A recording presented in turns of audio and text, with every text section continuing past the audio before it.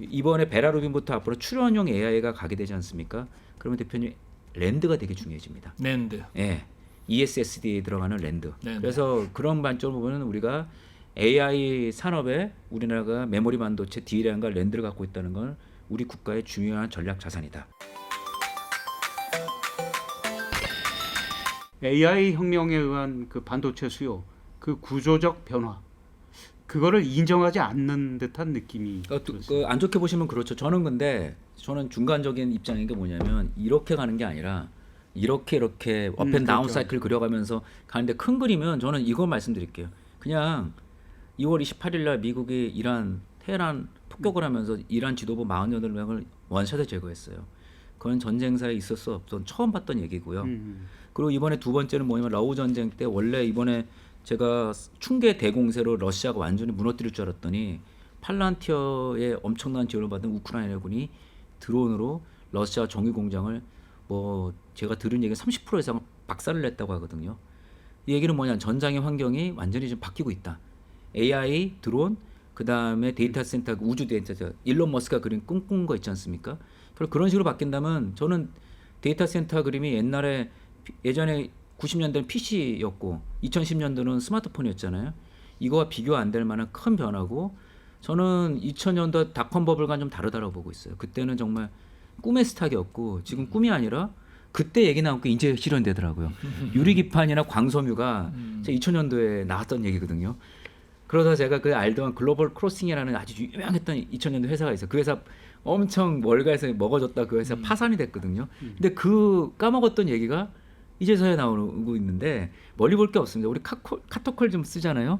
그게 새로운 기술 기억나시죠?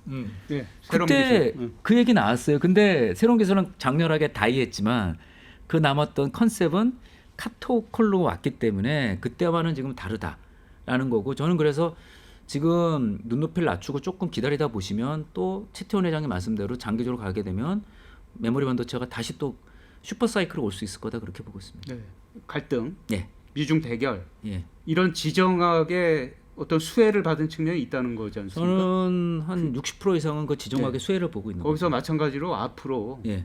이 대운을 맞은 한국 반도체가 지정학적 어떤 리스크가 있다면 어떤 게 있을까요? 저는 지정학적 리스크는 그거라고 보고 있어요. 그 미국이 지금 TSMC 의존도가 전체 파운드리 70%거든요. 그리고 10나노 밑에 최첨단권이 90%예요.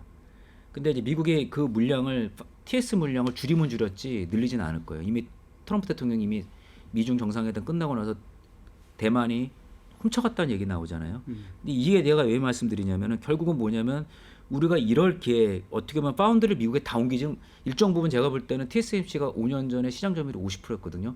그 선까지 내려가는데 그거가 일부는 그 미국으로 가겠죠. 일부러 우리가 오는데 전 지정학적 리스크라기보다는 그 지정학적 계로를 놓칠 가능성이 있다. 그게 무슨 얘기냐면 우리가 파운드리에 너무 신경을 많이 못 쓰고 있어요. 삼성전자 하나만 있는데 거기도 아직 적자거든요. 그거를 제대로 못하면 지정학적 기회를 우리가 놓친다. 놓친다. 네. 저는 그렇게 보고 있습니다. 그나마 뭐 최근에 많이 손님들 받고 있잖아요, 파운드리. 그래서 그게 이제 미국의 지정학적 기회를 네. 삼성한테 오는 거죠. 하다못해 네. 애플도 시모스, 우리 스마트폰에 들어간 광학 센서도 원래 소니가 거의 다 했는데 그 일부 애플을 삼성 시모스한테 줬거든요. 그런 기회를 우리가 좀 잘하지 않으면 못 받는다. 그래서 지정학적 기회를 놓치는 부분을 우리가 잘 신경 써야 된다. 그렇게 보고 있습니다. 이번에 와서 뭐 파운드리 2나노 손님들 잘 해가지고 기술력 입증하면은 조금 뭐 좋아지는 거. 네, 그리고 또 뭐- TSMC가 또 가격을 또 계속 올리니까. 네. 네. 이제 뭐 낙수 효과. 그리고 그런 것도 좀- 낙수 효과도 있고 그다음에 TSMC가 지금 캐파가 없다고 합니다. 네, 그래서 그 두 가지가 같이 있는데 근데 중요한 게 뭐냐면 삼성이 애플의 예전에 AP 칩을 다 TSMC 뺏기면서 10년 동안 이렇게 길어졌거든요. 그러니까 어떻게 그걸 아직도 그렇게 못하고 그래요, 참. 근데 그 팀쿡이 예. 내가 그 팀쿡 좋아하진 않거든요. 네. 제가 뭐 말씀드린 팀쿡이 그때 그 전략을 잘못된 80% 정도는 TSMC 줘도 20%는 삼성에 줘야 되는데 네. 그러니까 팀쿡을 트럼프 대통령이 그닥 좋아하지 않아요. 네. 그래서 여긴 내피셜입니다. 네. 팀쿡이 이번에 그만두잖아요. 네. 저는 그런 영향도 뭐 조금 있지 않았을까. 아주 조금은. 근데 이제 팀쿡이라는 사람이 미국의 어떤 IT 산업을 중국 의존도로 높이게 했던 거죠. 제가 미국의 전략가라면 팀 쿡에 대해서 좋게 볼 수는 없는 거죠. 그래서 이제 바뀌는 거죠. 뭐 그런 과정. 조선 방산 얘기를 좀 해볼까요? 예, 예. 지금 한국 조선이 과거와는 좀 달라진 것 같습니다. 이제 조선이 거의 방산 산업으로 예. 진화했다고 해야 될까요? 맞습니다. 그러니까 단순히 무슨 예전 조선하면 이제 LPG 운반선이나 이런 거 생각했는데 지금 이제 군함이 떠오르는 시대가 된 것 같아요. 예, 예, 맞습니다. 그렇죠? 예, 예. 그리고 특히 이제 마스가 예, 예. 그 기대감 때문에 조선 주가가 많이 올랐었는데 지금 많이 반납을 한 상태이긴 하고 예. 또 하나오션 그 저 캐나다 예, 예.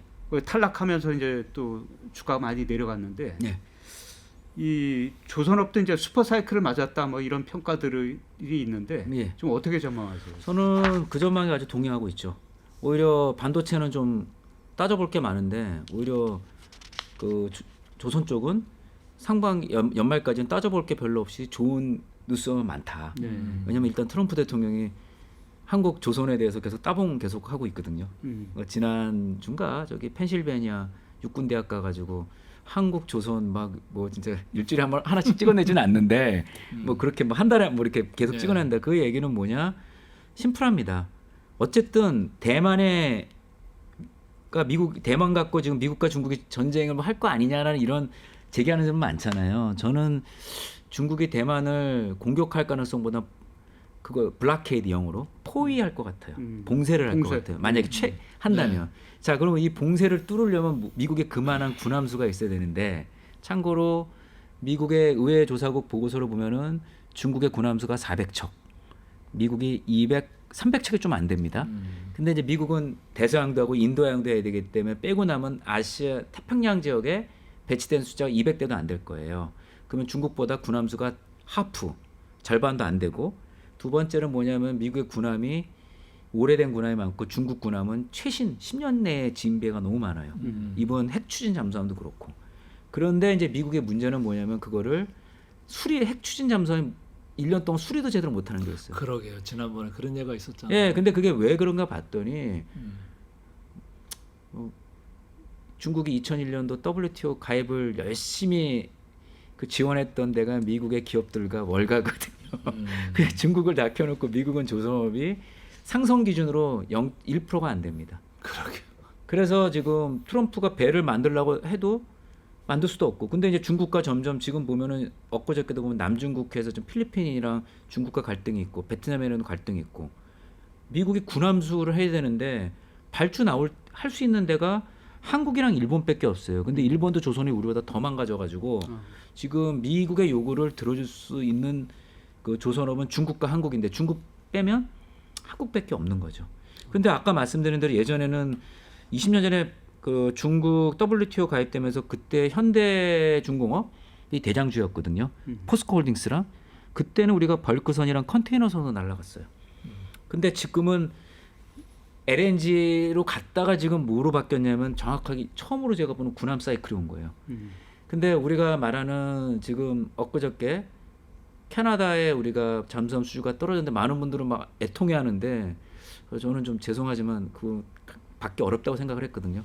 캐나다의 농간에 우리가 이용당했다고 볼 수는 있는데 근데 캐나다가 뭐라고 할 수 있는 게 아니라 캐나다는 나토 동맹국입니다.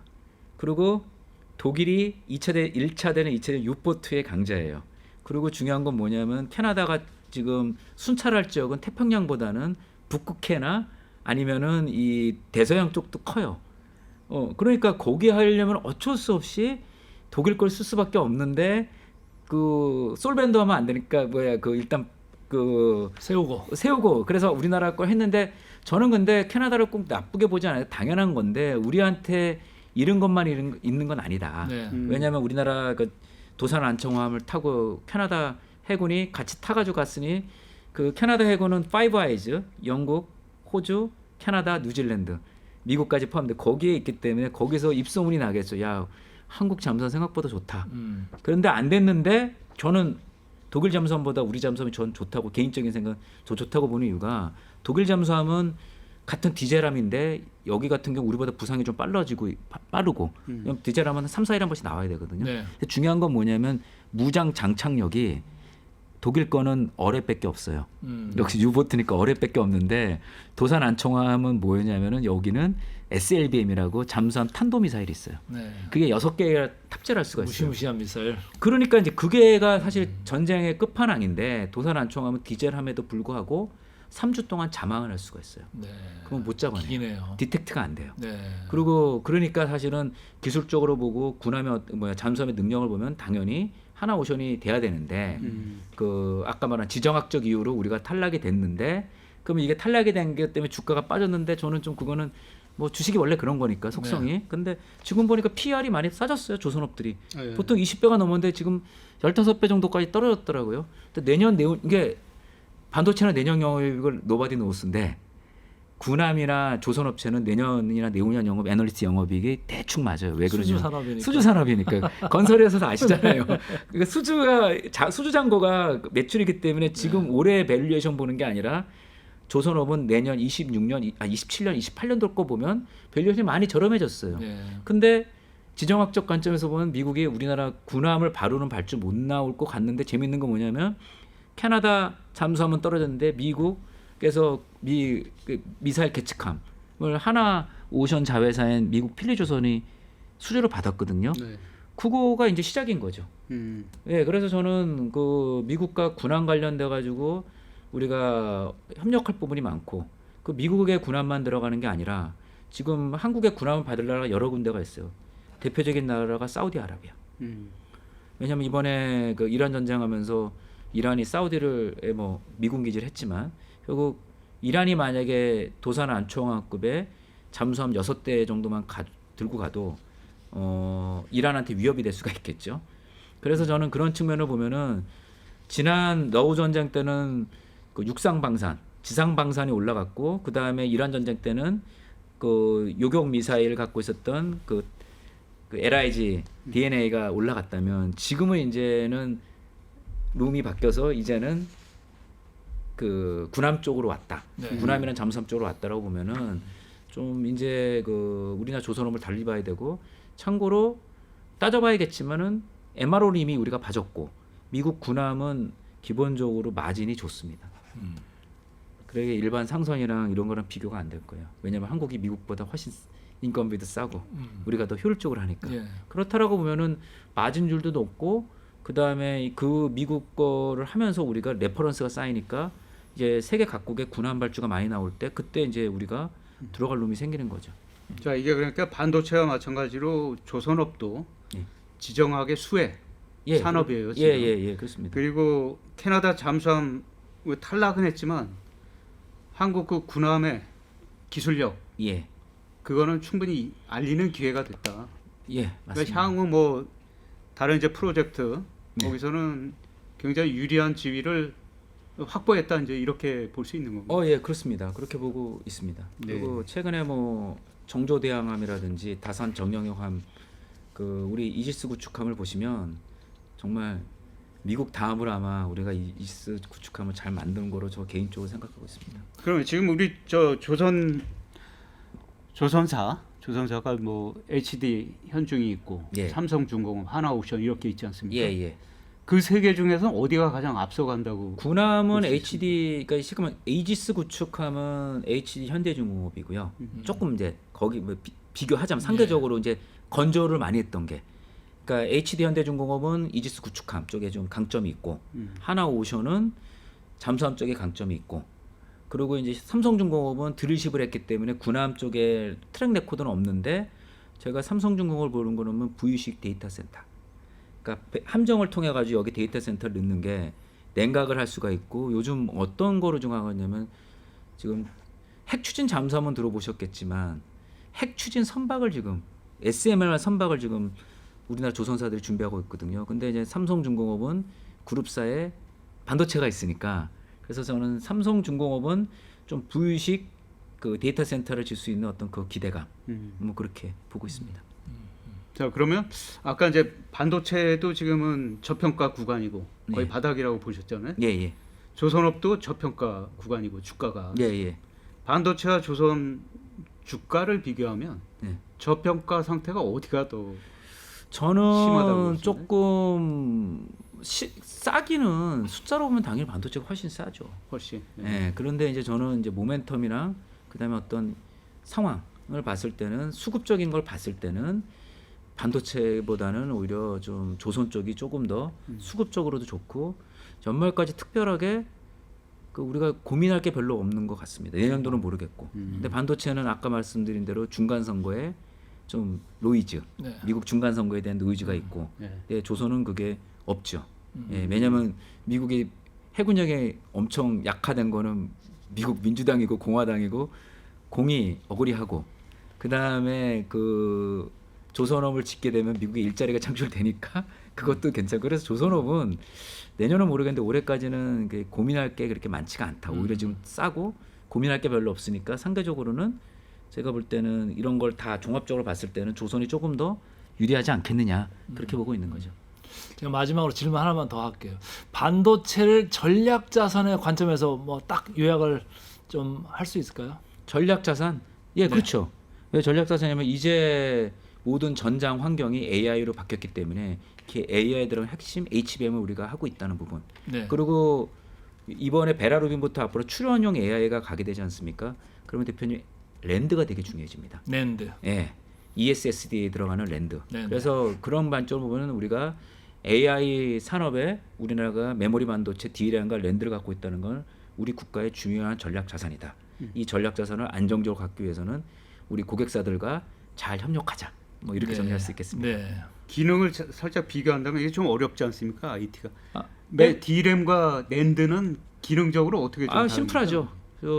대표님 엑셀을 넣으면 A셀에 네. E를 넣고 그거 인식을 하는 건 D램이에요. 그리고 B셀에 E를 넣으면 또 그것도 인식하는 게 D램이에요. 그럼 곱하기 4로 하는 거는 그거는 CPU가 하고 연산. 연산을 하는 거. 그다음에 그 저장은 누가 할까요? 랜드가 하는 랜드가. 거죠. 아, 저장은. 예, 그러니까 랜드가 엑셀을 하고. 생각하시면 2를 내가 2 곱하기 2는 4인데 2를 넣는 것을 그걸 인식해 주는 건 D램이고 네. 그다음 곱하기를 하는 거는 그거는 CPU가 하고 그다음에 4가 나온 거를 내가 저장 파일을 하는 거는 그걸 랜드가 한다. 이렇게 생각하시면 심플해요. 근데 왜 랜드가 추론에 중요하냐면 예전에는 학습용 AI일 때는 GPU가 중요해요. 막 암기를 많이 해야 돼. 막 끌고 와야 돼. 근데 이제 추론이 되면 많은 생각 갖고 이제 해야 되는데 이거를 불러와야 끌고 되니까. 불러오는 게 너무 힘드니까 일정 부분은 랜드에 저장해 놓고 불러와야 되는 거니까 그래서 랜드가 그 추론형에서 중요해지고 베라루빈에서 이번에 랜드가 10배가 더 들어갑니다. 네. 블랙엘보다. 네. 그래서 랜드가 더 중요해지는 거죠. 바로 옆에 놓고 불러와야 되는. 그렇죠. 바로 이렇게 하는 게 더 빠르죠. 그러니까 네. 모든 100개를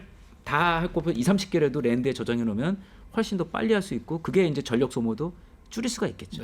네. 아이고 소 교수님, 소 박사님 워낙 달변이시라 1시간씩 지나갔네요. 괜히 베스트 애널리스트가 그러니까. 아닙니다. 우리 뉴스는 돈이다는 다 이런 분들만 나와요. 네.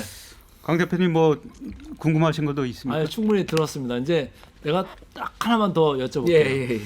우리가 지금 시장이 잘하고 있는 건지 아니면 시장을 속이고 있는 건지 둘 중에 하나인 거는 같은데 우리가 이제 지금 PER이 삼성전자도 그렇고 하이닉스도 그렇고 지금 5배에 와 있잖아요. 예. 어떤 겁니까? 올해 기준으로는 5배가 맞겠죠. 올해 기준은 3분기, 4분기에 특별하게 없으니까 근데 내년 거를 생각을 해보면 이제 이게 이제 내년 거로 현재 에너지 추정 보면 4배예요. 과연 4배일까? 그렇다라고 보면은 주가는 대표님도 계속했지만 정확하지 지나고 나면 다 정확했죠. 우리가 놓친 게 그렇죠. 있는데 시장은 알고 있다. 근데 이제 그 답은 뭐냐면 현재의 영업이익률 메모리 반도체 80%는 지속 가능하기가 어렵다라는 걸 우리가 인정을 하면 조금 마음이 편해지는 거죠. 네. 자, 오늘 뉴돈에서는 반도체 산업과 조선 방산 두 산업 모두 미중 경쟁 그 지정학의 특수 수혜로 대운을 맞은 상황이다. 그리고 현재 주가 조선 주가 반도체 주가 모두 저평가 상태라는 말씀이었습니다. 자, 오늘 지정학 아주 날카롭게 분석해 주신 소연철 교수님 말씀 감사합니다. 네, 고맙습니다. 감사합니다. 예. 자, 뉴스는 돈이다. 오늘은 여기까지. 다음 시간에 다시 돈 되는 뉴스, 돈 되는 정보로 찾아뵙겠습니다. 감사합니다. 감사합니다. 아유, 수고하셨습니다. 감사합니다. 예. 네.